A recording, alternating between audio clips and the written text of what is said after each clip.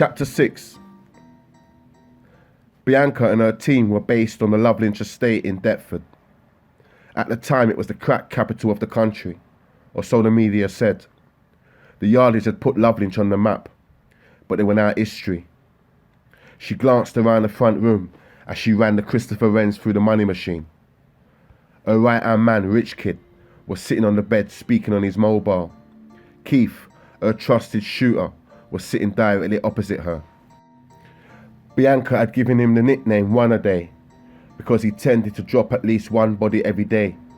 He was paid to kill, and while Bianca watched him, he never lost focus or took his eye off the bedroom door entrance. It had been 12 weeks since Bianca had returned to her block with that bit of cane. Her and her team were now copying 4 bits every Thursday and quickly developed a reputation for good product and lethal violence. If someone fucked you, you either wiped your mouth or took steps to return the love. Bianca, I don't think you should go to the club tonight, Rich Kid said, repeating what her brothers had been telling her all week. He ended his call and laid back on the bed, using his elbows for support as he stared at Bianca. She stared back. Have you been talking to Martin? Who was that on the phone? Nah, B, listen nothing. I ain't living like no prisoner for no boy. No gal either. Rich Kid shook his head. Nobody is saying you should. All I'm saying is it would be wise to duck the spotlight for a minute. Bianca stood up. Is that what you're saying or what my brothers are saying? Rich Kid rolled his eyes. Your brothers can't and don't pull my chain. Look, shit's gonna jump and it's gonna get nuts for us. Bianca felt a rush of anger, but she kept her composure. Fuck 'em, Rich Kid, she said quietly as she refilled the money machine. What team out there is cuter than ours right now? Shit, Rich Kid mumbled. There we go. Bianca smiled. Tonight we man up and ride, innit? There was a long silence. Rich Kid glanced at One a Day, but his expression was blank. Fuck it. At midnight, Rich Kid parked his 500 SL Benz in an estate opposite the Lex nightclub, which was 400 yards down the road.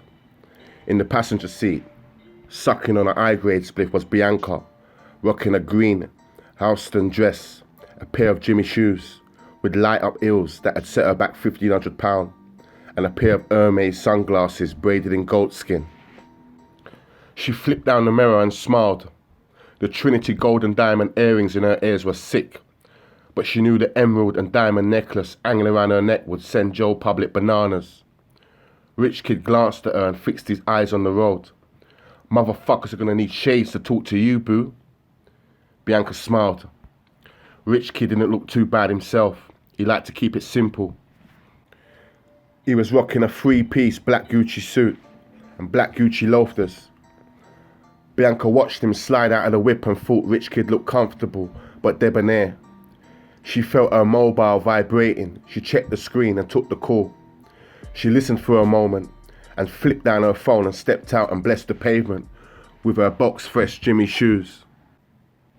Bianca and Rich Kid had rolled in a 5-car convoy, and she turned on her heels and began to walk as her 12-man and 4-girl team surrounded her and headed towards the spot. She looked to her left. One a Day was there. He was always there. The Lex Club was owned by a South East London playboy called Tony Doyley. It was in Hackney, East London, but Doyley was very popular due to his charm and rep as an old-school stand-up guy. When Bianca and her team reached the club entrance, Doyley, with a glass of the finest in his hand, gave her a kiss on the cheek and allowed them to roll into the spot. Carlon, Sparks and Trevor were already inside the Lex Club, and while Sparks did not drink, Trevor and Carlon stood at the bar and shared a bottle of Chris. Both were only moderate drinkers. Sparks, like the others, recreational drug of choice was weed. Trevor had been home 2 weeks, and true to his word, Carlon had kept him in mind when assembling his new team. Bucky had got caught up on robbery mode. Trevor replaced him, and their new crime of choice was stealing computer chips from commercial buildings. Carlon and his gang would break into offices, colleges, and other government buildings using crowbars, boldly sneaking past security to clean out the spot. The Lex Club was on fire. The spot was packed with people getting their swag on. Carlon noticed the crowd part to allow a large group, led by a young, beautiful female, slide through the club. He knew instantly that the female was Bianca Blackwood, the 17-year-old younger sister of the notorious Blackwood brothers out of Love Lynch. Word was that she had wrapped up her ex-boyfriend and was now making her own waves within the game. "Who's that chick?" asked Trevor. Carlon kept his eyes on Bianca. "That's Bianca Blackwood," he said, refilling his glass to the rim. He backed it down in one. "She's hot, I lie?" "For sure, I don't even want to fuck that. I just want to eat that blood," drawled Trevor. "Stop that," said Sparks. "Bad man don't eat pussy blood, it's not that." "Yeah, I know this, but every now and again, we can make an exception," Trevor said with a smile on his face. "Mine, you know. A bad girl still, you know. Yeah, she sticks niggas' blood," Carlon joked. "Who did she stick?" Trevor asked innocently. "Her ex-man, innit?" Sparks answered. Carlon nudged Sparks as Rich Kid, Bianca, and 5 of their goons approached the bar. Rich Kid placed an order for 10 bottles of Chris, 6 bottles of brandy, and 5 bottles of Grey Goose. Bianca held onto Rich Kid's shoulder, and that ugly motherfucker went back to back with her and watched the crowd. Sparks noticed that Carlon's attention was on one of they.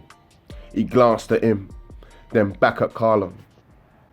Carlon had mastered the ability to remain calm and focused when others cut from a lesser texture than his, grew frightened and nervous. So when the first stone was thrown and all of the Lex Club ravers hit the floor and began to scream, Carlon didn't flinch. Neither did Sparks or Trevor, even though the stone was thrown in their direction. The only people left standing was Carlon and Bianca's team, who unconsciously merged into one and returned fire at a group of 6 or 7 dudes who were attempting to bring the curtains down on their careers. Carlon's Eckler and Koch 53 sniper's rifle, loaded with 7.62 armor-piercing rounds, had been under his jacket, good to go. So when he raised his gun and squeezed,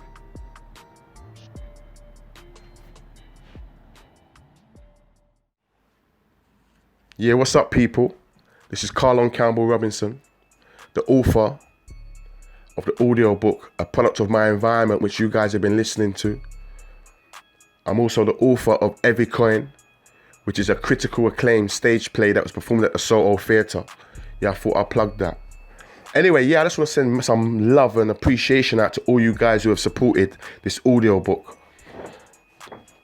And all the comments that you lot have left on YouTube have been amazing and, yeah, interesting still. As a writer, when I share my work with the world, the greatest reward I can get really is when you guys demand more, when you guys ask for more. So yeah, going through all those comments on YouTube was like, okay, cool, I've done my job.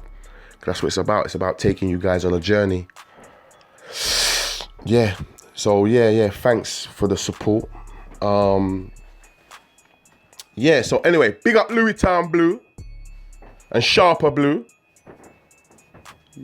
Yeah, 2 artist rappers on the road right now. Hands down, I said that. Real guys, no more bubblegum things. See the bubblegum season? Yeah, that's dead out here. You know this this internet bad boy thing. Yeah, that's all dead out here. Yeah, that's all long. Some real G's giving you some real rap. Yeah. Speaking of which, big up Rap Man. How you mean? Look out for his movie dropping on November the 22nd. Blue Story. Yeah, go to the cinema and support that. Yeah? The most authentic urban movie ever to be dropped by any writer in Britain, period. Yeah, I said that, period. Yeah, so make sure you guys go out on November the 22nd and support Rapman's Blue Story. Yeah, Tiny said that. How you mean? And I want to big up Quincy, the producer. big you up for giving me the platform to put this, put this little audio book out. Yeah. And what you done with the music, genius. How you mean? Yeah, you worked super hard, and I appreciate that still. So this is chapter 6, it's the final chapter. Hold on. Big up Tariq, big up Shifty, original GB members. How you mean? Come on. Enough man's asking me am I GB? Yeah, of course I'm GB. GB blood runs through my veins. Then I got a couple man in my DM. In fact, I got about 8, 9 man in my DM asking me about Coley this, Coley that. Let me just tell you something, so everybody knows what it is, what's good in it. Nothing but love for Coley still. Oh, wow. Yeah, he's doing his music thing, and he's doing a lot for the community, and he's doing a lot for the so-called GB brand. When I say so-called GB brand, because obviously GB is now, a section of it is music. But I ain't got nothing but good words to say about him, because I can count on one hand the amount of guys who come to prison to visit me. Yeah? So, yeah, I have to respect Coley on that level there, because he travelled from London all the way to Lincoln, stayed in a hotel overnight, and then came with my cousin to pick me up when I was in a decant up in North Sea Camp. And the man had come for me 8:30 in the morning and took me out and we went for a meal, and he didn't have to do that. So yeah, as I say, I can count on one hand. Certain family members didn't even come and take me out. So yeah, Awagwan, yeah, love for that still. So yeah, I thought I'd straighten that out. Boom! Anyway, let's go. Chapter 6. This is the last installment that will be free. From here, you gotta go to the GCM Entertainment Group website. Follow the instructions. And yeah, you can pre-order your own copy and follow my journey. Peace.